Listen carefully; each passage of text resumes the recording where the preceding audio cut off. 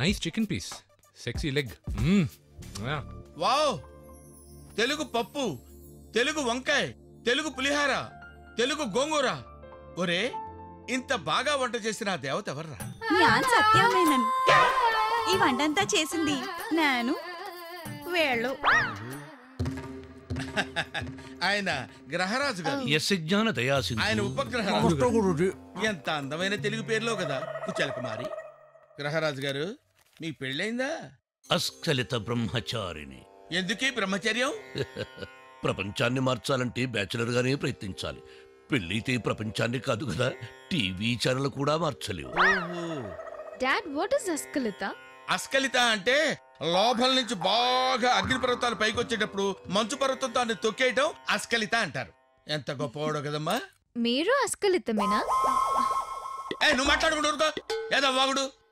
నాకు పెళ్ళయింది. ఓహో, పెళ్ళయిందమ్మా. భర్త ఎవరు? ఈయన.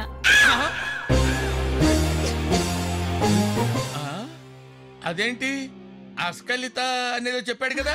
ఈయనంతా హైట్ ఉంటారు. ఫారిన్ లో టూరిస్ట్ గైడ్. ఓహో, గైడా?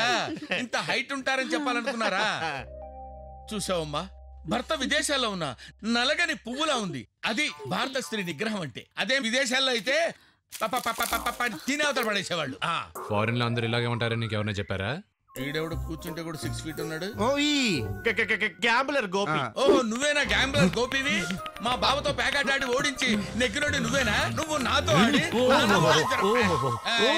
వేలు పట్టుకుంటావు. అతనికి వేలు చూపించడం వలన 5 వేళ్లకు బదులుగా 4 ఉంటాయి. 4 ఉంటాయి. 5ది ఏమవుద్ది? థ్యాంక్ యూ సార్, నన్ను కాపాడారు. బాపురే బాపురే, టెన్షన్ పడక. లఘుశంకు గురుశంకు వెళ్ళి తెచ్చుకురా. లఘుశంక గురుశంక అంటే ఏంటి సార్? తెలుగు అని వాగుతావు కదరా. కవికి పండితుడికి తేడా తెలియని అజ్ఞాని. లఘుశంక అంటే ఇది, గురుశంక అంటే ఇది. ఓహో,